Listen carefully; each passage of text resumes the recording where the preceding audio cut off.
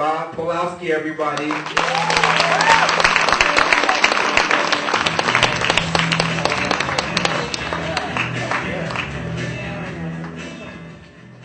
Good evening. Good evening. Good to see you all. Well, so I'm one of the beginners tonight. I still use a crib sheet. And, You're prepared. Terrific. All right. Now you can hear me, right? Yeah. Usually when I talk in groups, they come to hear me talk about stuff that's really serious.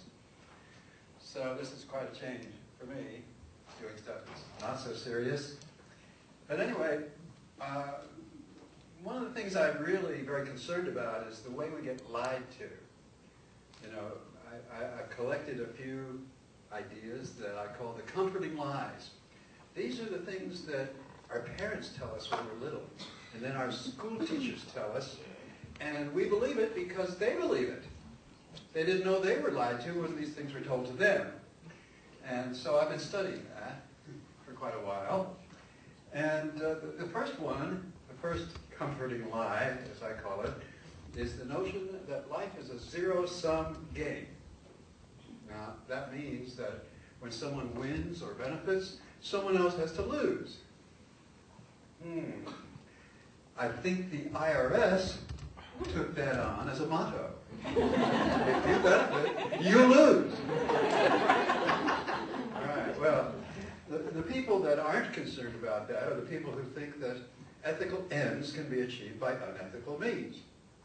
Another of the comforting lies.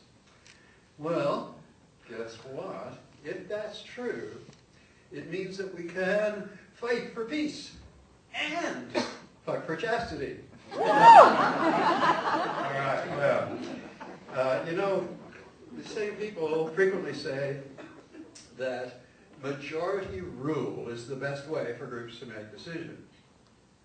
Personally, I think it's the worst way, but there are people who think it's the best way. And this is why the bankers own all the politicians on both sides of the aisle. Right.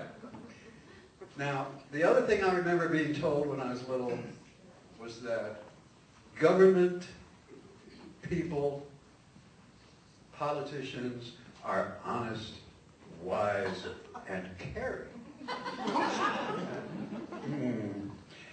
If that's true, then it's probably also true that they made a law recently that the Easter Bunny and the Tooth Fairy have to take turns when they dress up as Santa Claus.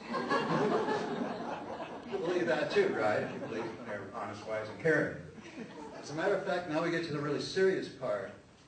In the last century, this is historical, you can look it up. In the last century, governments around the world have killed almost 300 million of their own people, not counting war victims. Now, will someone here please explain to me how that's wise and caring? By any means? I don't get it. Probably never will. And it's not that funny, right?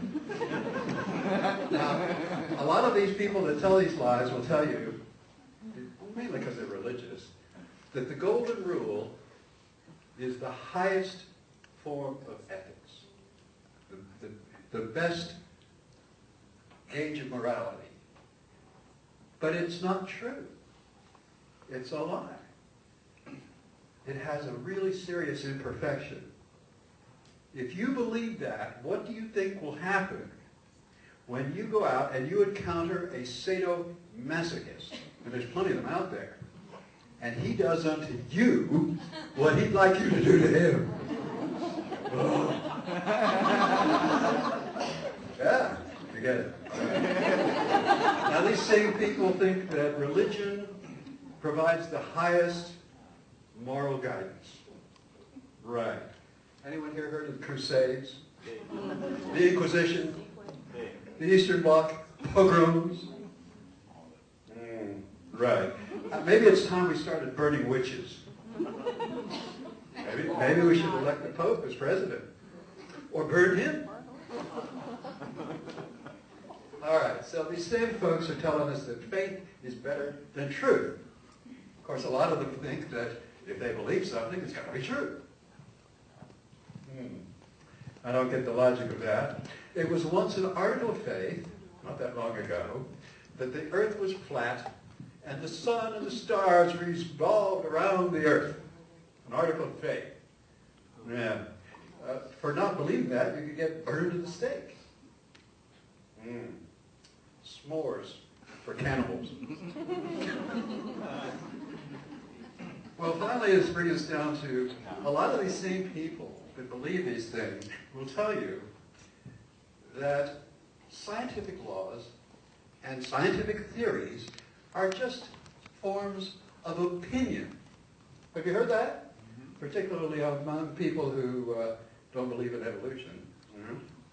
So we've got the opinion of evolution, and the opinion of gravity, and the fantasy of electromagnetism. Wow. When I was learning physics, I wish I had known that these were just opinions. Then there's the conspiracy of molecular biology, and the wet dream of reproduction. And finally, the theory of astrology.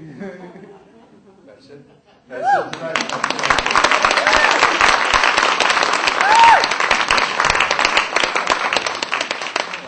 And now, for your next entertainment, there's a guy who's coming up who's really funny, unlike me. Mike Grubb.